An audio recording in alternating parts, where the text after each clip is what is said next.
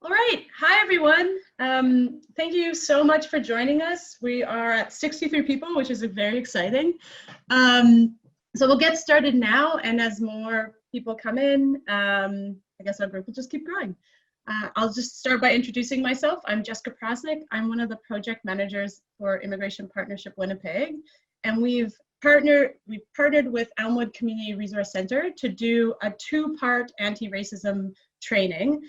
The first training actually already took place on June 11th, so maybe you all were there. And that one was more talking about understanding racism, the different types of racism, and what anti-racism means. And this training is focused on how to be an effective ally. So thank you so much for joining. We're really excited to have you here and kind of do a follow-up to that first training.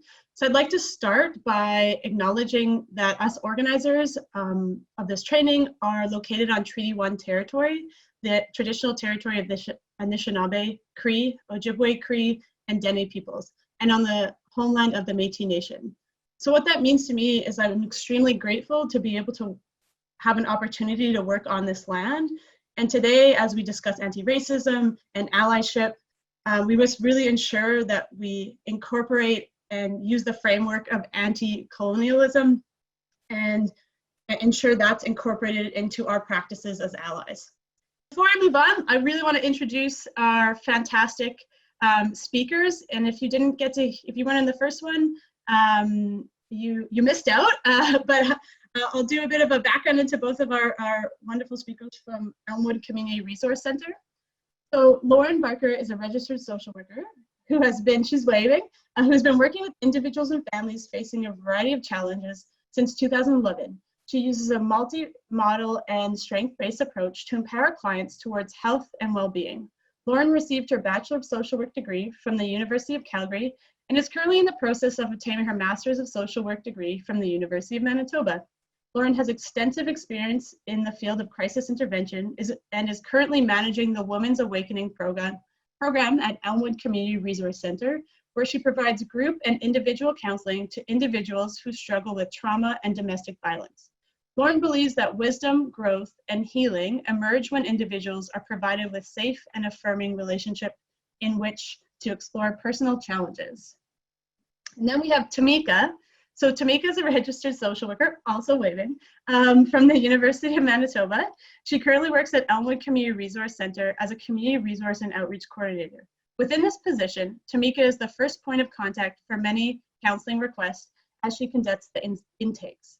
She also focuses on research and developing best practices approach to topics such as anti-racism and inclusivity within the Elmwood Community Resource Centre. Thank you very much to our two presenters, and I will pass the baton on to you. Thank you, Jessica. I really appreciate that. So we're going to get started, start having a conversation about what it means to be an ally and how we can become more effective allies as we move forward. On your screen right now, you're going to see a bit of an outline around what this conversation is going to look like and the way that we're going to go. A lot of the information is based off of a book written by Anne Bishop, which is Becoming an Ally. This little guy right there. For those that are interested or would like some more information, that's a great resource to access. But yeah, so we're going to get started by having a conversation and defining kind of allyship and what that looks like. So first we're going to start with defining allyship, and there's lots of different definitions that talk about allyship and what it is. These are some standard ones that we've pulled. So an ally is a noun, is often considered a person that associates with another person as a helper. When it is used as a verb, it's to unite or to form connections. And then an alliance is a bond or connection that is formed between individuals that have common interests. Next slide. When we talk about becoming an ally, I really quite appreciate Anne Bishop's definition of what that means and what that looks like, particularly when we're talking about a social justice ally. So an ally is someone who recognizes the unearned privilege that they receive from society's pattern of injustice and takes responsibility for changing these patterns and takes an active role in that. So the first step in becoming an effective ally is understanding oppression and what that is. And we started doing that a bit in the first seminar that we did, the first webinar that we did. But I'd like to go through a little bit of it now, just to give us a base again to continue forward. So when we talk about oppression, oppression is systemic and pervasive mistreatment of individuals on the basis of their membership in a particular group or in a disadvantaged group. Often when we're talking about oppression, it involves the imbalance of power in which one group is benefiting from the system that is exploiting another group. So I'll get us to change slides. So oppression occurs at several different levels.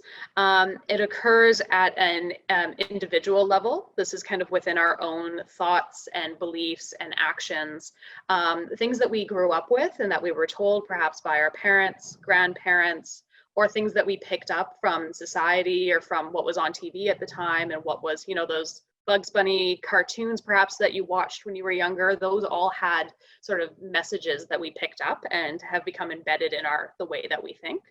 Some of these messages are on a conscious or an unconscious level. We may not even be aware of these things that we're doing. So one example I always talk about when I share kind of that unconscious level is when I went my family works very closely with the Nehiyao community up in Edmonton. And I was going to a residential school that had been taken over by the community called Blue Quills College to meet one of their president there at the time, Dr. Leona Makokis, and to have a conversation with her. And I was very excited. So I got myself all dolled up in the way I do. So I put on, you know, my fancy skirt, got my makeup, my hair, put on my little heels, and off I went because I wanted to look good in front of this person that I admired. And so we're walking through the college and you can hear my little heels click, click, click, click, click on the ground.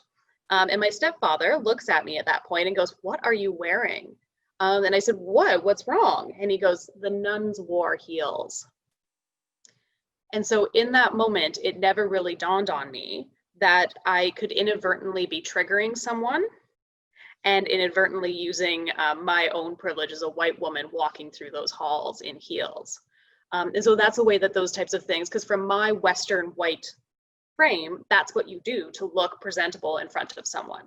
But there's other ways that backfired on me. So that's sort of one of those unconscious levels. The next is through interpersonal interactions, the way that we interact with each other. There's a different way that we interact based upon this oppression and this oppressive system that we lived in. Right, if you think about sometimes perhaps those of you that are working in social services, think about the times when you've called on behalf of a client versus when maybe your client has called themselves. You might get a different response, and that in itself is about that interaction. Then it happens on an institutional level. Policies and practices and organizations that are embedded because we as humans have those embedded within us, those belief systems and then we go into creating policy, it comes out, or we go through our interactions, those things come out.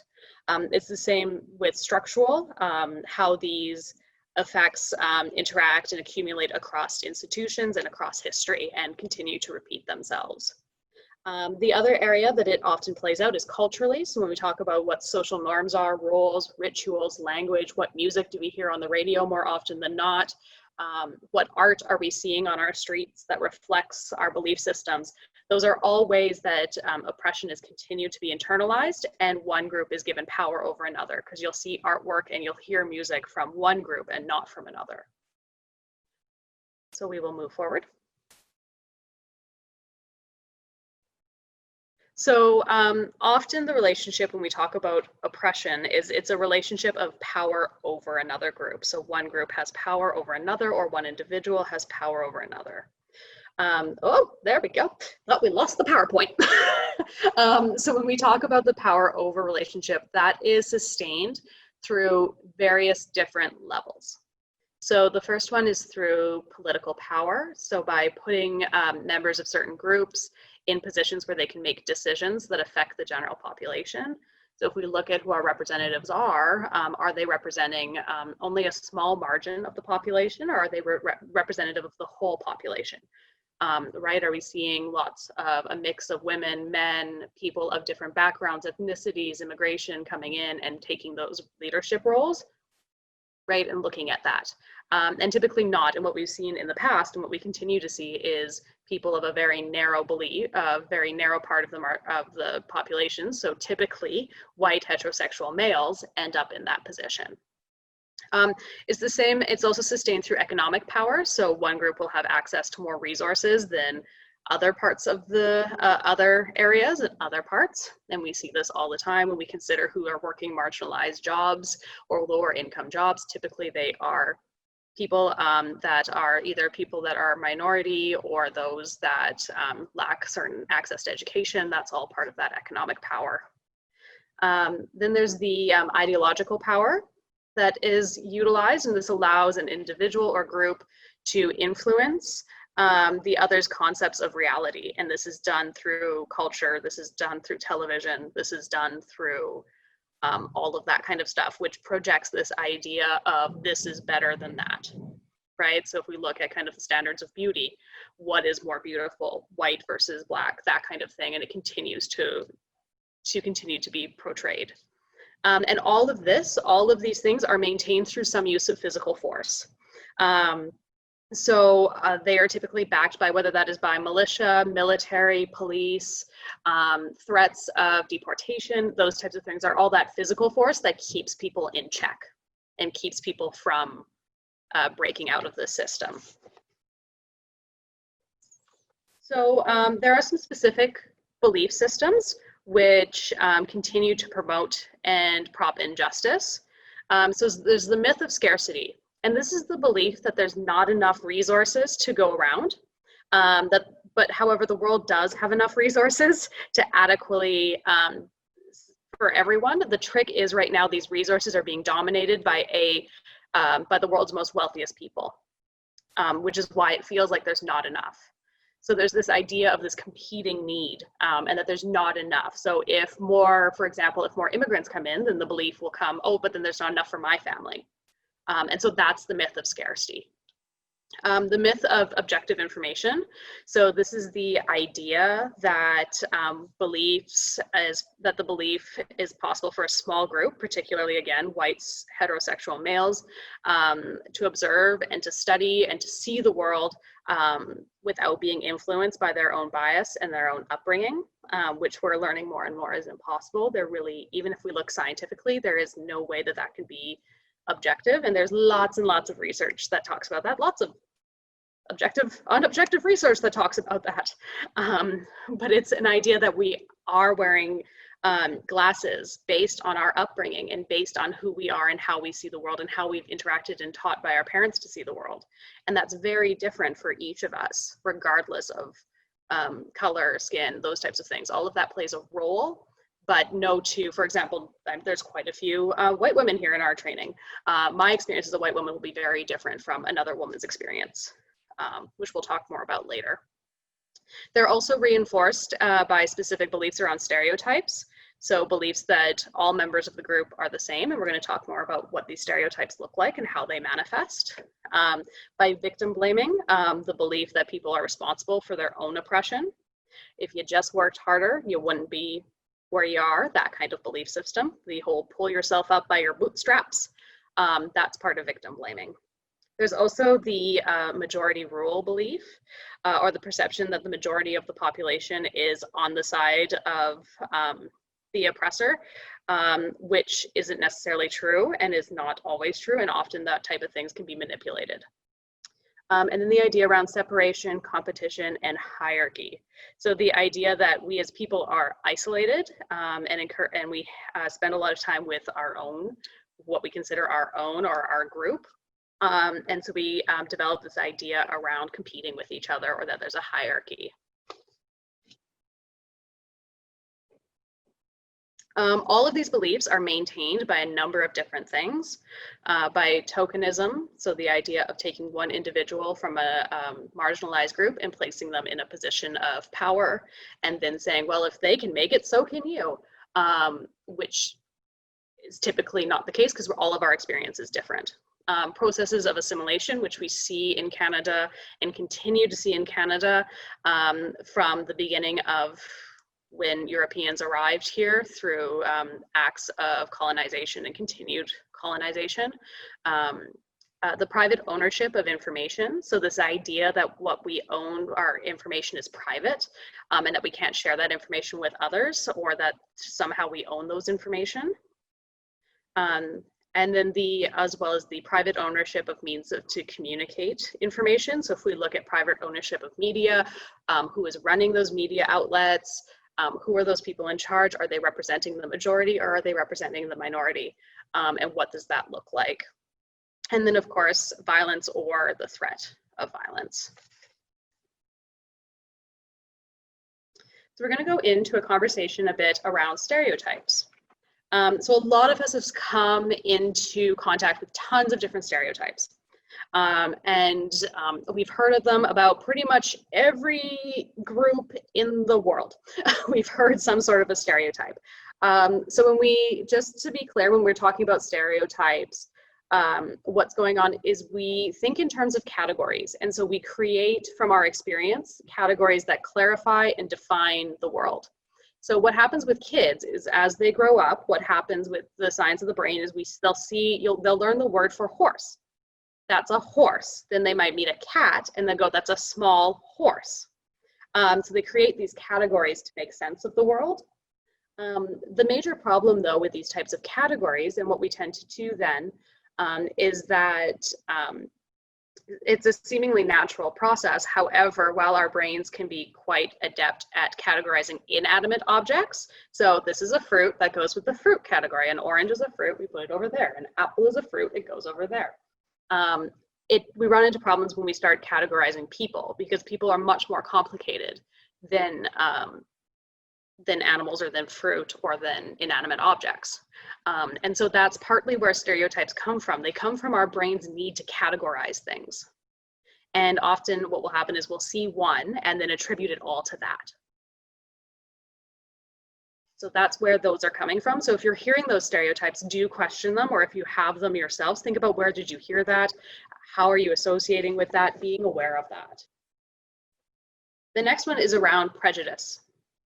So the thing with stereotypes is typically stereotypes can be both positive and negative. And Jessica, if I can get you just to change the slide. Thank you. However, prejudice are often deeply held negative beliefs that are associated with a particular group. So stereotypes, we've heard positive stereotypes, which exist. You know, all Asians are good at math. You know, those types of things, it's a positive stereotype. All Black people are good at basketball, or like that, you know, positive stereotype. But when we're talking about prejudice, prejudices are very negative, and there's a built-in notion of hostility and judgment when we're talking about prejudice. Since a group living is directly connected with our survival, since the days of loincloths and saber-toothed tigers, we have been living in groups in order to survive. Our brains have evolved to adapt at recognizing, as a result, those who belong in our group and those who do not. And we do this again by relying on stereotypes and placing people in categories. The problem is we have a tendency to categorize people in our in-group or our out-group along very simple dimensions such as race, gender, age, that kind of thing.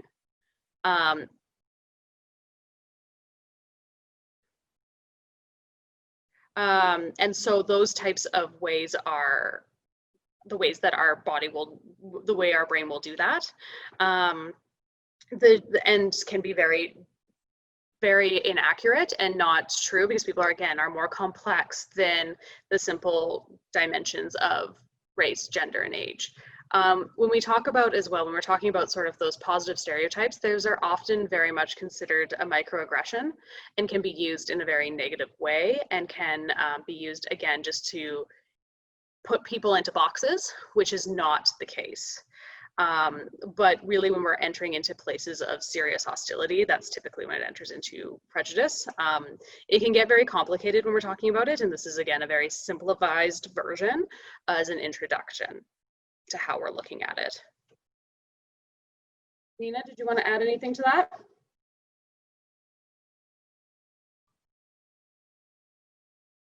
Nope, okay.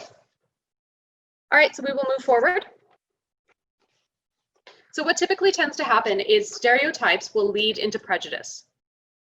So we will, and this is kind of where it goes into. And this is again more where the microaggression can come in. We can develop a stereotype around, whether it's a positive stereotype around, all Asians are good at math, and then we may come across someone that doesn't meet our stereotype. And so therefore they're not what we think, and then prejudice can start to build. And then the prejudice will lead to discrimination. So regardless, stereotypes lead into prejudice, which then lead into discrimination. And discrimination is acts where we are doing acts based upon those prejudice that we have, or we're excluding people. We're not, going to that restaurant because it's owned by, someone of a different color. Those types of things are acts of discrimination. We're not hiring someone that is of a minority group. Those are acts of discrimination. People can, and I use my loving grandma for these examples, God bless her. But my grandmother holds stereotypes, and she holds belief systems about the general population of people. However, when it comes to her interactions with people, she doesn't discriminate per se or make judgments based this can be very common when we see our grandparents say something and then they still are able to function in the world without discriminating against people, or doing those strong acts where they're, beating people or that kind of thing, It's possible that people can exist and have stereotypes without doing acts of discrimination. However, people cannot do acts of discrimination without relying on stereotypes. Does that make sense, y'all? Good? Okay, so we will move forward from there. So there's common elements of all types of oppressions. And when I talk about oppression, this is things around racism, sexism, ableism, all of the isms you can think of. So there are some common elements to all of those isms. The first is the power hierarchy. So the idea that one thing is better than something else. Stereotypes, which fuel that power hierarchy. The desire to separate and distinguish, to say that I'm better or different, not the same as that other group. And then assumptions and slurs concerning sexuality. That is a really common thing we see around every type of ism, and tends to come out in lots of isms as we go at areas around sexuality. Whether it's positive, negative, it is a way that assumptions and slurs that are used. And then, of course, again, all of this is maintained by a structure of violence. So we'll move forward. So one thing I do like to talk about as well is victim blaming, and where victim blaming comes from. When I talk about victim blaming, it's the tendency for us to tell people that they're responsible for their own aggression. So when you hear, for example, that your neighbor's house is being burglared, you may automatically think, well, they left the door open. That's what happens. You're living in this city. This is what happens.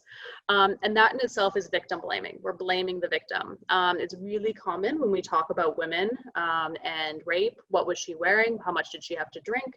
Those types of questions. And I really want to explain kind of where victim blaming comes from. And victim blaming comes from our desire to think that the world is a good and just place. And that what happens, people get what they deserve at the end of the day. And this is called the just world hypothesis by psychologists. And it's that idea that, again, people will get what they deserve. And it's our brain's way of protecting ourselves from realizing that that could happen to us, that could be us. So we go into victim blaming. So if you do ever catch yourself doing that, recognizing where that's coming from, and that it's what's happening is your brain is saying, it doesn't make it okay. I want to be clear that none of this makes these behaviors or these things okay to be doing. It's just, this is where it's coming from, and recognizing where it's coming from is an important part of changing those patterns. And so we need to be aware that it's coming from, you're trying to protect yourself by thinking, oh, well, if I don't go down that alley, that won't happen to me. Or if I don't have those drinks, that won't happen to me. And that's not what is true. It can happen to anybody. Okay, so we'll move forward. So the next step Now that we have sort of a very base, and again, I'm saying very base understanding of oppression, we're going to move into understanding our own identity.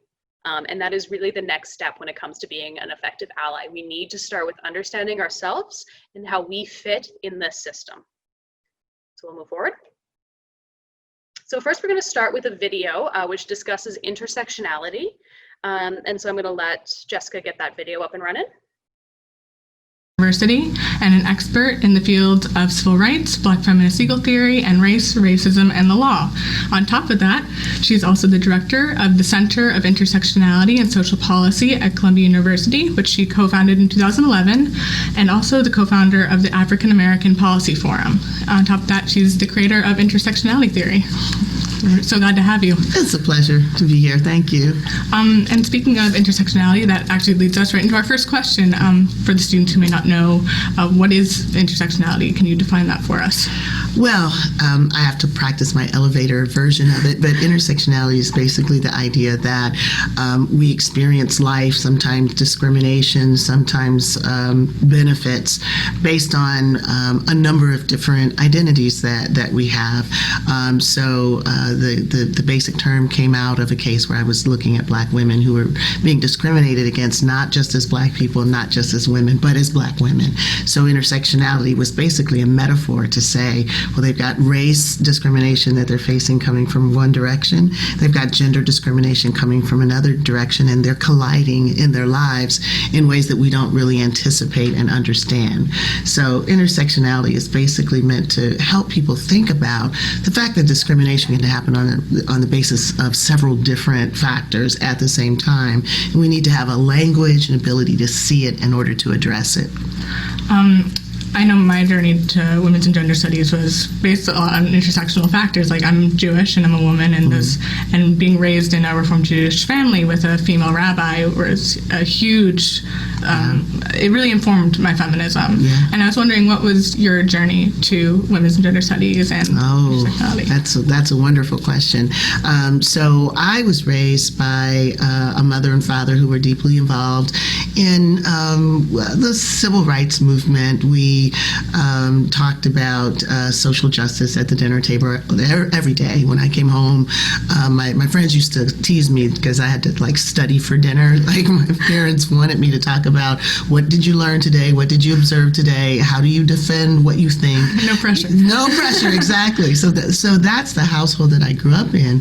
And my mother is what, I guess, in the last century, we used to call race women. They're women who were deeply committed to the idea of racial justice, and they were committed to fighting for the rights of people of color, including and especially women. So she would talk about some of the ways that racism gets experienced by Black people who are women, not just Black people who are men, and basically give me tools to see when it was coming at me. So, different ways that you might be spoken to as a Black woman as opposed to being a white woman, having to keep your eye out for harassing behavior at work. Sexual harassment actually came from Black women's employment experience. The first plaintiffs were Black women, because these are kind of things that would happen to Black women in the workforce. So just the general way in which you're a woman, but not quite the kind of woman that you're supposed to be. These are the kinds of things that my mom taught me about. So I had sort of a race lens from the family as a whole, and then my mother would talk more specifically about, now as a woman, these are the things that you're going to have to look out for. So I was kind of naturally drawn, by the time I got to college, both to Africana studies, which I was one of my majors, and the other major was government, and then I did a minor in women's studies. To go back to what you said about your parents, that they are involved in the civil rights movement, and nowadays there's kind of this resurgence of Black Lives Matter. But the names that stand out in the Black Lives Matter movement and get the most attention are Eric Garner and Trayvon Martin and Michael Brown. But we don't see like the Yvette Smiths or the Renisha McBrides. And why do you think that is, that the Black women who are also suffering from the systemic violence are getting kind of pushed under the rug, not getting that national attention? Yes. Well, it's an issue that I've been very much concerned with, and it was one of the reasons we started Say Her Name, to draw attention to the names that people don't have. They don't roll off the lips. You know, we don't know, the names of Tanisha Anderson and Michelle Cusseau. And, I've thought a little bit about why this is the case, and, I can share that, we have been participating in some of the marches. We were participating, for example, in the Eric Garner March when we came up with Say Her Name, because, a part of the march is you're marching and you're lifting up the names. And so then we started saying some of the women's names, and people were looking at us like, what are you talking about? And so that's why we just said, well, just say her name. You're right, just say it, because saying it brings attention to the fact that there are women who are also killed by the police. We eventually created a big banner that had the names and the photos of 20 Black women who were killed by the police. And for a while we were marching in the march with it, but we realized that actually the poster needed to be seen by people in the march. So we came out of the march and stood on the side, of the road and held up the banner so people walking by would see it. And we noticed that some people gave us the thumbs up. A lot of people were just, it didn't compute. The idea of women being killed by the police was just something they'd never imagined. And so they would come over and they took pictures and wanted to know about the stories. And then there were a few people who, were like this, right? This is not about women killed by the police. This is about Black men killed by the police. And that goes somewhat to your question. I think that there's a framing of the problem of police violence that's largely influenced by an idea that this is about competing masculinities. This is about, the state, or basically some men clothed with the power of the state trying to constrain, individuals that are seen as hyper-masculine, out of control, and therefore in need of coercive punishment. And there is an element of police violence that is informed by that, but, that's not the only, aspect of police killings that we have to worry about. So, in the same way that lynching, for example, was often framed as an assault on Black male sexuality, which many times it was also the cover for many other things that other people were subject to, including Black women who were also lynched. So we've been trying to broaden the frame so people can see how state violence is rationalized by a lot of different stereotypes. But the most important one that Black women share is that as Black people, more of a threat to the police, more likely to engage in conduct that puts police officers' lives at risk, and more in need of harsh disciplinary kind of coercive physical punishment.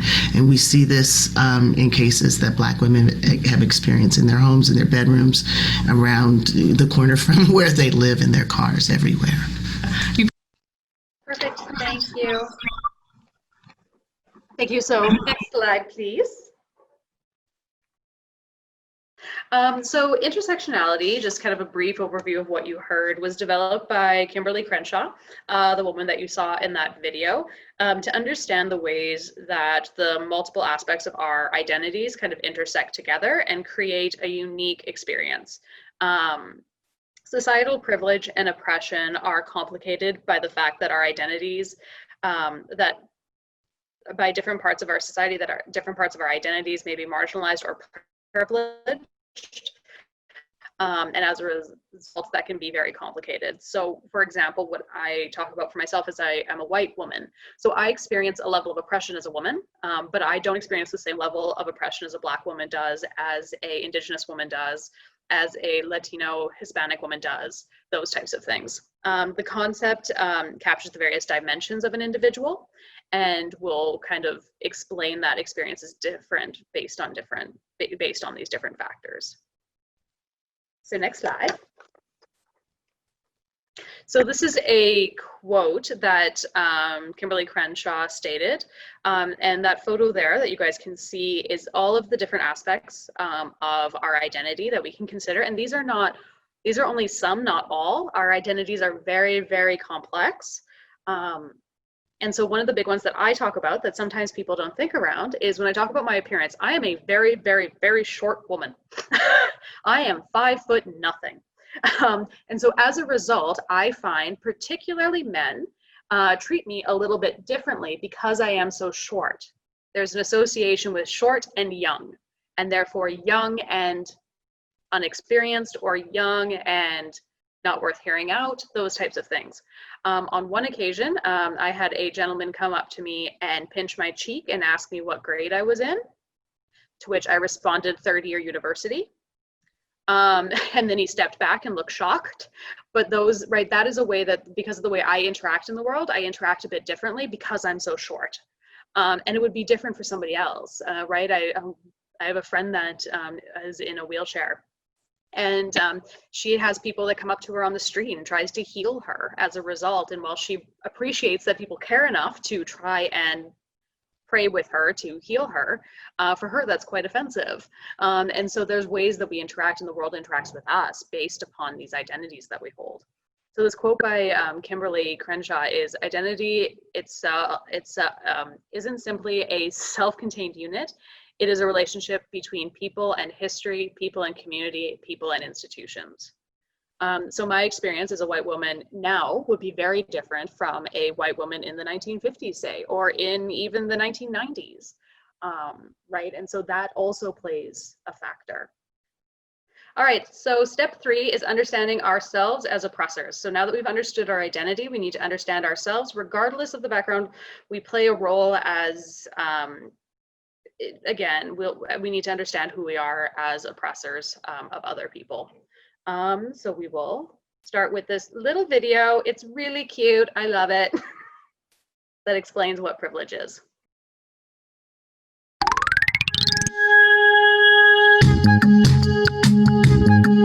In a garden, there's a caterpillar and a snail, and they're basically best friends. They hang out 24/7. They do dinner, movie nights, crafts. Oh, and they're like really into cosplay on top of like whatever else caterpillars and snails do, like eat leaves or something. Anyways, one day they're on their way to a party that's right outside the garden, and they have to go through the fence to get there.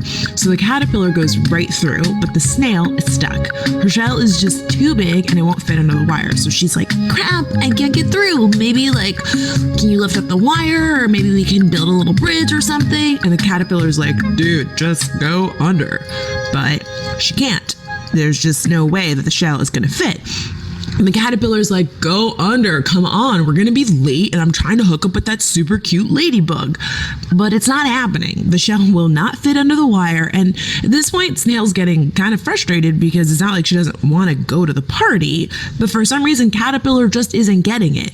Yeah, it's not that easy for me. I just can't crawl under the fence like you can, so I would really appreciate your help here. Maybe we can like go a different way, and this just like sets the caterpillar off. What the heck? Just because I can crawl under stuff doesn't mean that I have it easy. Do you even know what it's like to have 16 feet? You don't, because finding shoes is a complete nightmare. Whoa, whoa, whoa. I'm not saying you have it easy. I'm just saying I can't go under the fence because of my shell. That's it. I have a shell and you don't. And there's some stuff that's easier for you that's harder for me. Just like I don't know jack about finding shoes because I don't have feet. Caterpillar thinks about this for a second and realizes the snail is right. I mean, he's never had to think about shells or slimy trails, and that's a privilege that the snail has never had because she has to think about that stuff all the time. That's part of being a snail. And it's kind of like that for everyone, right? I mean, we all have our own struggles and challenges, and some of them are small and some of them are huge and really unfair and beyond our control. And a lot of the time, it can be hard to see what someone else deals with because you've never been in their shoes or shell. Like maybe you're gay or trans, have a disability or different religion, or of course the obvious one, you're a member of a different race. I don't know what it's like to be you, and you don't know what it's like to be me. So it's really important to stop and try and see the other side so we can help each other overcome those obstacles together.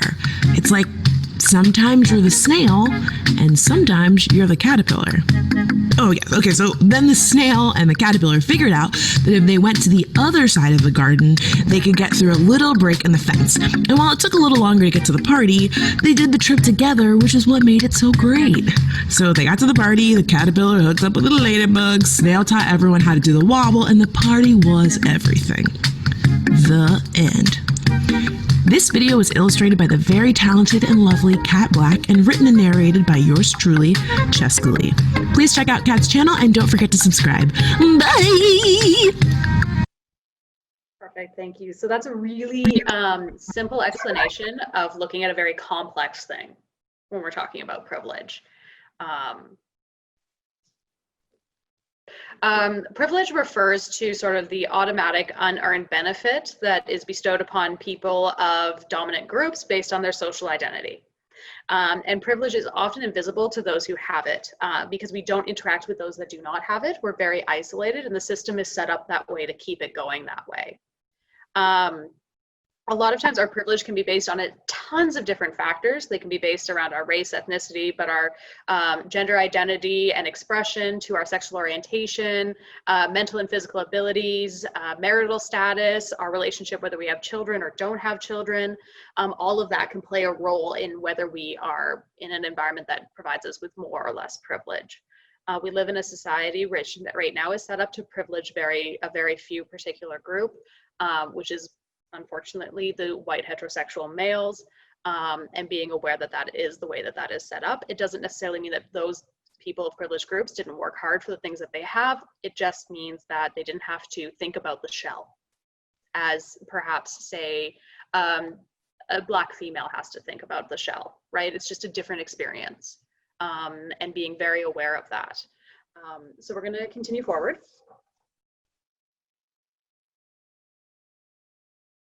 With another video that further highlights how privilege is enacted in our society. Some people are born into families where they have to walk miles just to get water. All I have to do is turn on a faucet. That's privilege.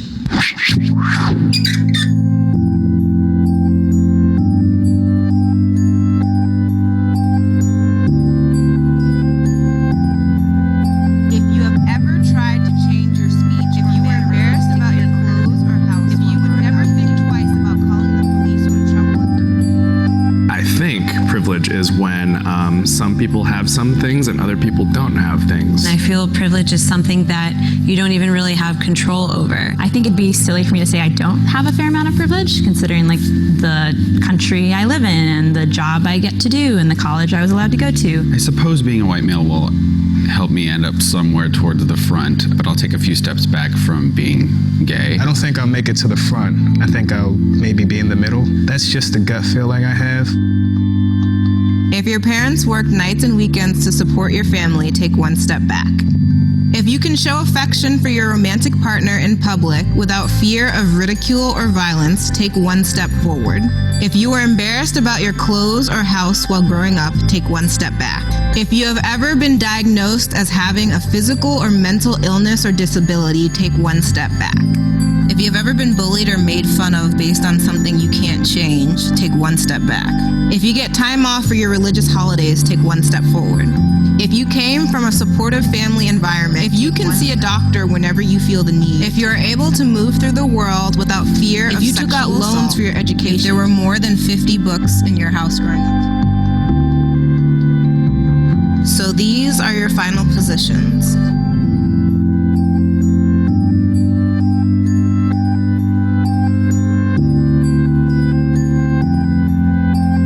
I think it felt kind of strange for everyone. It's a hard thing to discuss or even reflect on. It was very awkward. I think when you can represent it so visually like this and so immediately, it definitely takes on a new form. I think we were like all joking around in the beginning. It was pretty lighthearted, and as soon as the questions started coming in, the mood shifted immediately, and we all it was just silent. Just looking back and seeing like a bunch of people behind you is not a good feeling. It's like weird how you want to like hold on to explaining a certain privilege, like, oh, but that's not actually me because like I had to work really hard for that. So it's weird to like take a step forward when you feel like you're taking a step forward with someone else, but you wear a lot of the baggage of like how those things were hard. It was like more emotional than I thought it would be. It reminded me of when they talk about slavery in high school and you feel like angry for a few days, but then you just realize like, this is how it is.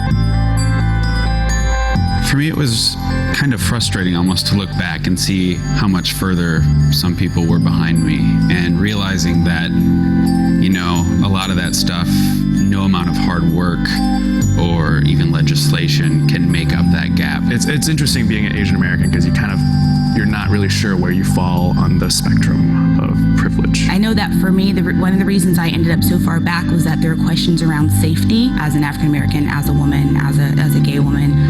There are just so many different ways that I don't feel safe. I feel like I just learned to be grateful for what you have. You know, we're in such a huge society where it's always complaining about what you don't have. It just shows you that for some families, like each family, you're meant to do better. My grandparents did good, my parents did good, and I'll do even better. I do think if you're not like aware of privilege, you should do this exercise, but it's more complicated. Okay, so I really like to preface it that when we talk about privilege, what privilege is sort of, privilege means that we have the ability, and we're not discriminated in a specific way throughout by the system, that we have benefits, and that it means that we have a choice and the ability to do what we need, what to do, and how to move forward. Our executive director here talks a bit about her experience of having to change her son's last names and making that decision in order for them not to carry that burden. However, that meant disconnecting them from their culture, from their heritage. And I don't really have to worry about that. My last name is Barker. Like it's not, doesn't give any indication away around who I am or what I am. It's a fairly common name. And so I don't have to carry that. That is not the privilege I have, is I don't have to think about that for my kids, and others do. I don't have to typically think about what I need to share with my children around how they grow up and how they need to interact when it comes to things like police and those types of things, because I am white, and so being aware of that. One of the big things, though, I like to preface it, because privilege makes people feel very uncomfortable, and as allies, our top job is to be uncomfortable and to be that uncomfortable, but being aware that having privilege doesn't mean we're bad people. Having privilege doesn't mean that you haven't experienced oppression in other ways. And as we learned through the intersectionality section, that's people can experience both simultaneous privilege and oppression. And privilege isn't a contest. It is not a ranking system. Again, it's about arena and where you are. Again, as a female, there are some arenas where I'm not heard, but as a white female, I'm heard differently. And so using my arena to help others. So we're not going to do this exercise because of time, but we will be sending out the exercise so that way you can do it with your work colleagues, with your friends, families, those types of things. You can do it either walking, but since we are in the time of COVID, we do have a version of it that can be done with hands and that you can do during the webinar. So we will send that out at the end of the day so that way you can further explore this area and participate in that activity. So we're moving on to sort of our final step, which is step 4, take action. So being an ally starts with ourselves, and I'm hoping that what we've done today is beginning that process around looking at ourselves. A big part about that is reflecting. Reflect on the biases that you hold, reflect on the belief systems that you hold, whatever they may be, and being very mindful about that. Again, because we have these ingrained beliefs doesn't mean that we're automatically a bad person. It just means that we need to look at those beliefs and work on changing those beliefs. We also need to look, and that's part of kind of calling ourselves out, being very aware and open about the fact that we're not perfect and that we're going to make mistakes, and that we're going to, sometimes we rely on stereotypes that we've had built in, and recognizing that that's a stereotype. I need to take a deep breath and say that's not always going to have to be the case. And so it's not just about calling other people out, being an ally, it's about calling ourselves out, as well as education. Continuing to educate ourselves, continuing to learn more and more and more. There is no such thing as cultural competency. There is no ability, no matter how long you've spent time in a culture, if you're not ingrained within it, to have that sense of what that culture means and what that is. It's about continually educating yourself and learning more about people.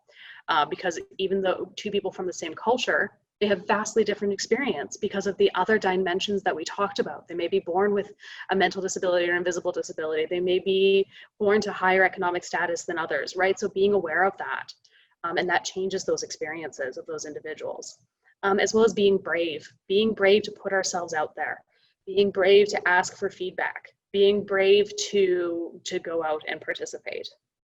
We'll move forward. So one of the things that I know some people were curious about is, how do I talk to my friends and family at that Thanksgiving dinner? When you're at that Thanksgiving dinner and you've got your uncle that's making a comment, and how do I approach that? So the big key is about identifying the feeling, is typically the first step. And when I say with identifying the feeling, is we can recognize and validate people's feelings without validating what they're saying. A lot of times what I have found in my experience, just coming out and saying to someone, you're being racist, tends to start a conflict and doesn't resolve anything. It doesn't make that person suddenly realize, oh wait, I'm being a racist. What I find is it makes them go, well, you, and then they don't want to talk to you. So really looking and identifying what the feeling is behind that statement and validating that feeling. So for example, when people will say things like, oh, well, if all the immigrants come over here, there's going to be no jobs for me. So really examining what is the underlying feeling behind that statement. It's that fear, that myth of scarcity, and recognizing that, you know, okay, so you're afraid that there's not going to be enough for you. And so being very aware of that, and then recognizing that and saying, you know what, I can appreciate that it's scary or that you're feeling scared. However, that's not the case. That's not how it works. And then providing the education, and people respond better to that. One of my best examples around the time when I've had to do this, and I've used this, is I used to work for the Calgary Distress Centre, and I did intervention stuff over online and stuff. And so when I was a manager, and one of the volunteers, this is my Lauren's really work inappropriate moment, so bear with me, team. But one of the volunteers called me over and said, Lauren, I don't know how to respond to this person. And someone was talking about how they felt as a male, that they felt very mistreated because they were in a classroom where they couldn't share some of their beliefs because they didn't support the LGBTQ community, they didn't support those types of things, and they were in a class where that wasn't acceptable, that he couldn't say those feelings, and he was feeling very stifled, and it wasn't okay. And so my first gut reaction was to go, well, get over it. I'm pretty sure I probably said that out loud when I first read it. Because for me, that was like, no, that's not okay. But I had to take a step back. And what we did was we said, you know, I went, okay, as a female, I know what it's like not to be heard and how challenging and frustrating that is. So I validated that, you know what, that's really hard to be heard, to feel like you're not being heard, and validated that feeling. And then I said, you know what, but do you think that other people from those communities also don't feel heard, and trying to provide that education? And we provided that education. I don't know if it, right, and what, especially with friends and family, those people in your lives, it's not about immediately changing their opinions, because these opinions have been built up over their whole lives, right? We can't expect them to, one conversation, it suddenly magically changes it. It's about planting the seed and then continuing to plant those seeds that encourage change and allow people to come back at a later time and think about it. So we'll move forward. So this cognitive dissonance is a thing that I refer to as, why won't grandma change her mind? What is it? No matter how many conversations I have with grandma, why is she suddenly not changing over to what the evidence is showing her? So cognitive dissonance theory suggests that individuals, like our little bubble, we like that all of our beliefs match our actions. We like our actions to match our beliefs. And so when we are confronted with new information that contradicts our beliefs and what we've held dear to us, it creates mental discomfort. And we to eliminate that mental discomfort. So we'll either kind of change the behavior or our belief system. We'll try and justify that belief system by changing the conflicting stuff that we're being told, right? So one of the way we can do that is by saying, oh, that's fake news, that's not real. Justifying the behavior by adding new behaviors. So if we think about something like, well, you know I shouldn't be eating this donut, it's not really good for me, but I'll go for a 30-minute walk and then that'll balance it out. So that's justifying our behavior. And then, or ignoring, or completely ignoring the information or denying that it's even valid. And I think about this when I think about my grandmother, who no matter how many articles I bring her and how much information I present to her, she is still thoroughly convinced that global warming is not real. Global warming is not real because it's still warm outside, or it's still cold outside. And so therefore, it's not real. And so that's a way that she does that. So we're going to continue forward. And this is a similar kind of idea, confirmation bias. We tend to seek out information that matches our belief system. So we'll look for articles that match what we believe. And so this is why we continue to reinforce those. Moving forward. So these are some steps that people can take for being an ally at work, and what we can do. So the first step is around doing no harm. So being mindful of any microaggressions you may be doing. And this may be as simple as something like you don't realize that when one particular person is speaking, you're always on your phone or your laptop or those types of things, and how that could impact somebody, particularly if they're a person of color or a person of a marginalized group. That may be for them a microaggression, and being aware of that. So giving people your full attention. Don't interrupt, right? As white people, I'm using me as an example of a tendency to interrupt because our voices are considered more important. And so we tend to do that, so being aware of that. Echo and attribute credit to other people, learn the language of people, what they want to be called, what they don't want to be called, and support that. Band together. There's support in numbers. So if you don't like the way that your organization is doing something, you need to gather people together to go up and say that this isn't okay, as opposed to being the lone wolf, because as the lone wolf, you'll get dismissed. Invite people to speak and say no to panels that don't have representation. Refer and encourage people of minorities into positions, refer them for jobs, provide references for those that you think are doing a good job and that are being marginalized. Mentor people, change their life by taking them under, volunteer for organizations. Those types of things are ways that we as the small people can do. And so we'll move forward. So being a political ally, beyond sort of vote, vote, have your voice be heard. You can also write to your representatives, call out your representatives for doing performance allyship and not making changes that they're promising. Volunteer at organizations that are already doing the work. You can call your school board and ask them for more anti-racist stuff in the schools to be included. Use your social media accounts to educate. Continue forward. Okay, so I'll be talking about the barriers to being an ally. There's becoming a rescuer, white fragility, fear of saying the wrong thing or offending someone, and the belief that you aren't an oppressor. So if you could just go to the next slide, thank you. So the term white savior dates back to the 19th century and has been increasingly visible since the 1980s. This term portrays a white individual who turns away from their racist community and becomes open-minded and colorblind, presenting the idea that not all white people are bad or racist. The white savior is often seen as the hero due to their need to save or help racialized groups. Next slide, please. So white savior as a genre. This genre encompasses a climate where whites are unfairly victimized and losing dominance.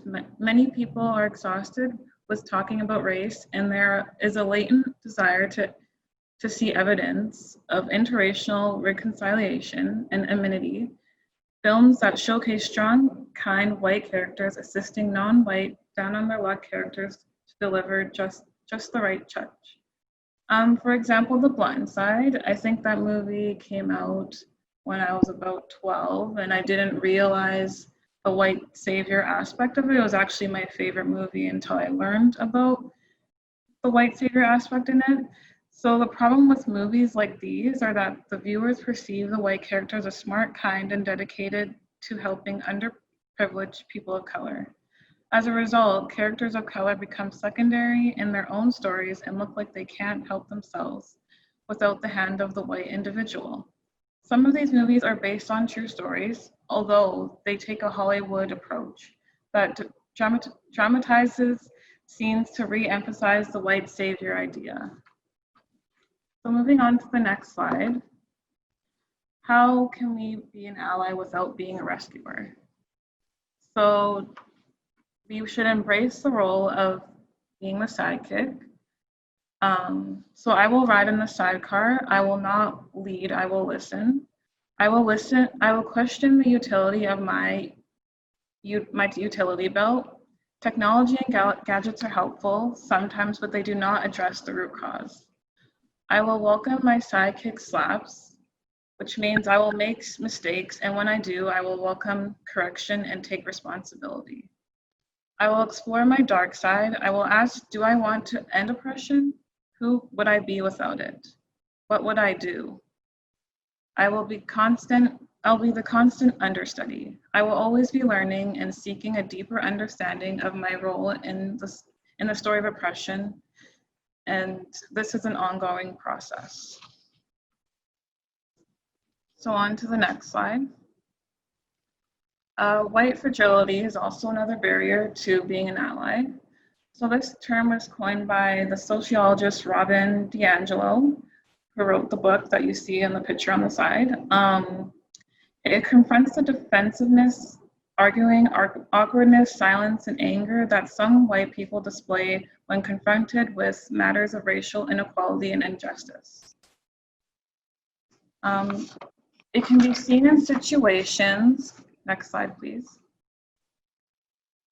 It can often be seen in situations like a person claiming that a white person's views are racist, a person of color talking about their racial experiences and perspectives, a person of color not protecting a white person's feelings about racism, a fellow white person not agreeing with another white person's perspectives on racism, a white person receiving feedback that their behavior or actions had a racist impact, a white person being presented with a person of color in a position of leadership. When a white person defends themselves or argues against white superiority, these actions prevent valuable discussions with people of color about race and racism, which ultimately contributes to racism.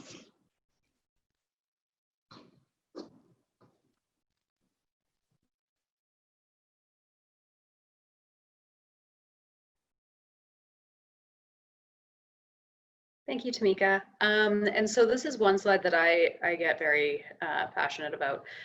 It's really important that we let go of the fear, and I hear it from so many people, but particularly from a lot of white people, around fear that we will not stay, or that I won't get involved because I don't want to step on other people's toes, or I'm not going to ask questions because I don't want to offend people. And I appreciate that people don't want to be offended, but if we don't ask questions and if we don't ask how can we be involved or how can we help, what happens is it becomes kind of a cop-out and we don't get involved. We just let the system continue. And so one thing that I like to say is we cannot change oppression alone. You can't do it by yourself. We can't do it as the white savior, and that is not our place. But at the same token, those that are being oppressed can't change the system on their own because the system won't allow that. And so really the big part around that is sort of ensuring that we work together and form friendships and create relationships. And if we know that there are people that have been doing this work out there to change the system, to go forward and to ensure that we do that. And to ask, how can we help? And if there's nothing that we can do, if people say, no, I don't need your help right now, then all we have to say is, okay, I'm here if you need me, right? And making sure that we're there. But still putting ourselves out there, or being willing to go to places where we can learn about another culture and we can learn about other people that are different from ourselves, and stepping outside of our bubble. And when people say, oh, you said that, that's really offensive, just own it. Say, I'm sorry. And people typically will understand. You can say, I'm sorry, I didn't know I was being that way. Can you help correct me? Can you help teach me how I can be better? and being willing to do that as opposed to staying in our shells, because if we just stay in our shells, nothing changes. And so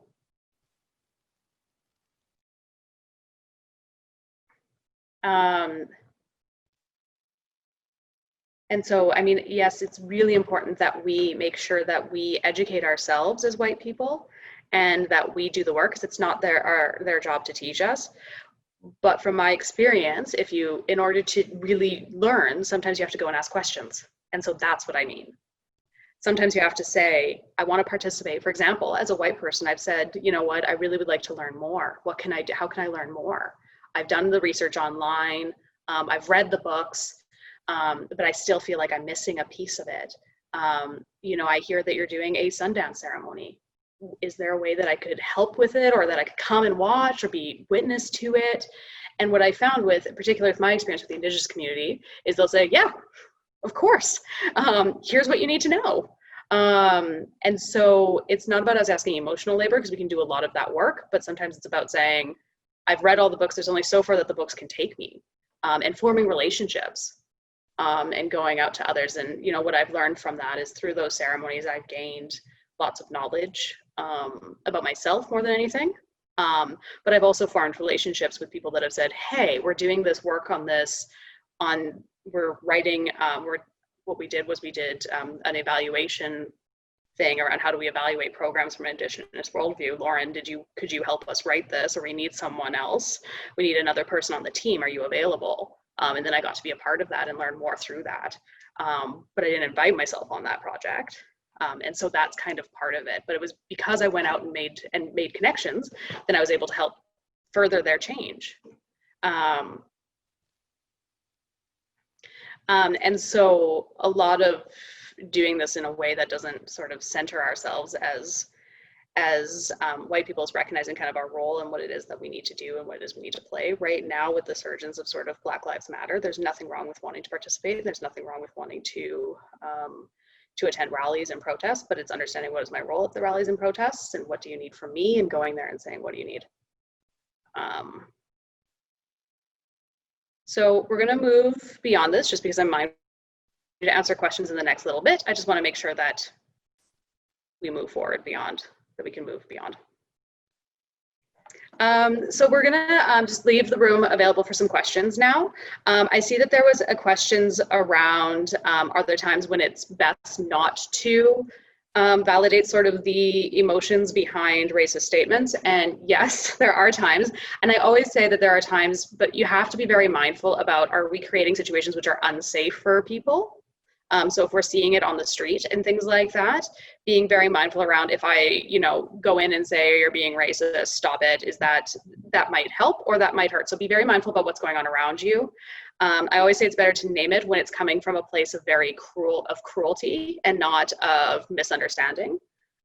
Sometimes I've had it where people will, instead of just calling people straight out, people will make a joke that's inappropriate, and I will say, I don't get it. Why is it funny? Explain it to me. And watching people try and explain why their racist or sexist joke was funny really causes them to take a step back and really causes them to start questioning it. And so those are some times when you might need to just call a spade, but that could be a way of doing it that's not as creating conflict. I just don't want people to enter into situations where there's now fights happening and people are getting more hurt. And so being very careful about that.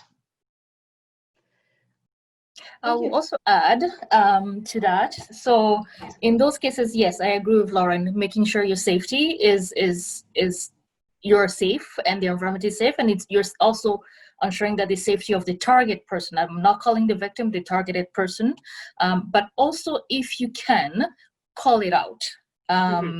Make sure that we're not also, because if depending on each situation, if we're quiet, we're also buying into that implicit racism, yes.